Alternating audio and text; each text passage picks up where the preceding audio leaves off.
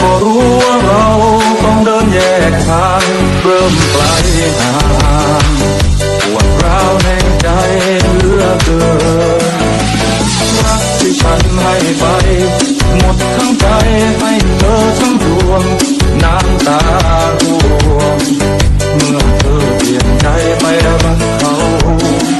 อยากให้เราจบกันด้วยดีไม่ต้องมีอะไรมางใจกันหากว่าเธอจะไปจากฉันไม่จำเป็นจะต้องไม่ต้องบอกว่าเธอรักเขาไม่ต้องบอกว่าเราไม่คู่กัน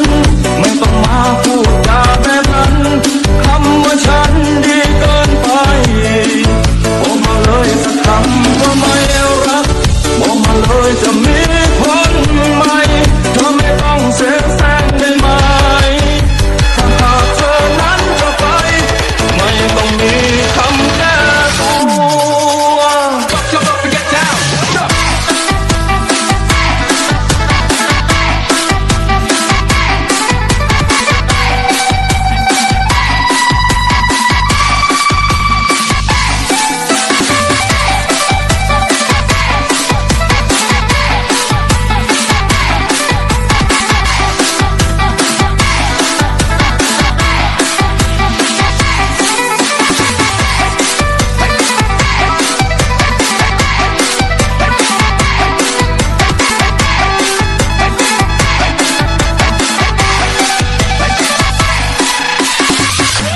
ไม่ต้องบอกว่าเธอรักเขา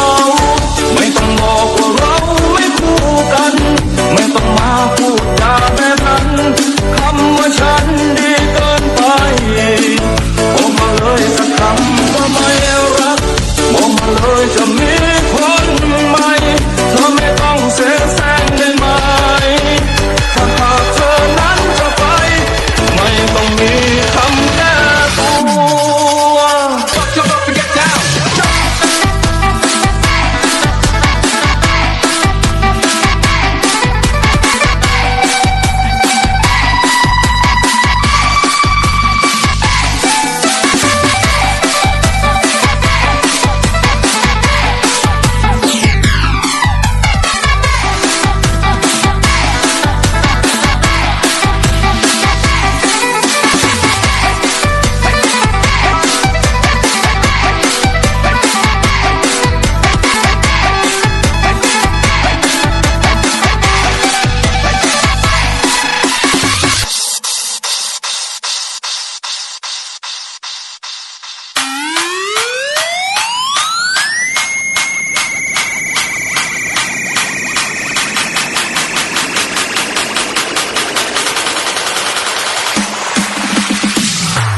หากชีวิ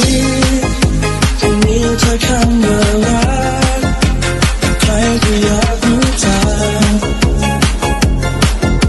จะมีสักกี่คนที่ชอบพี่รักที่ใครเฝ้าคอยตามหาจะเจอสักคนที่ชอบชะตาเป็นการให้มาเป็นคู่กันเลยวัน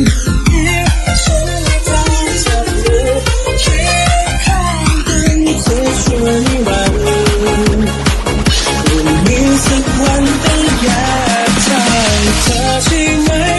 กำหนดไว้เป็นใครคนนั้นที่วันนี้เราได้พบกันได้รักกันฉันเป็นความฝันที่แสน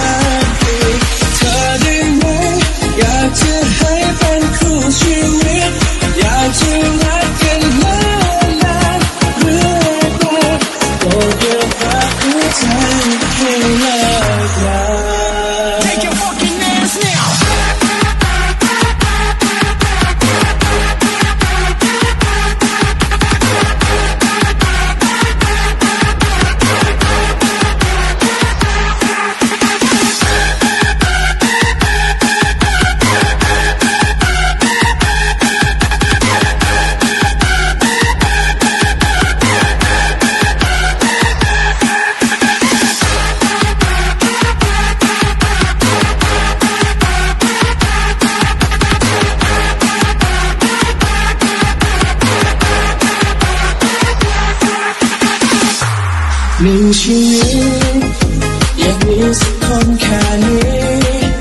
จะเสียน้ำตากี่ที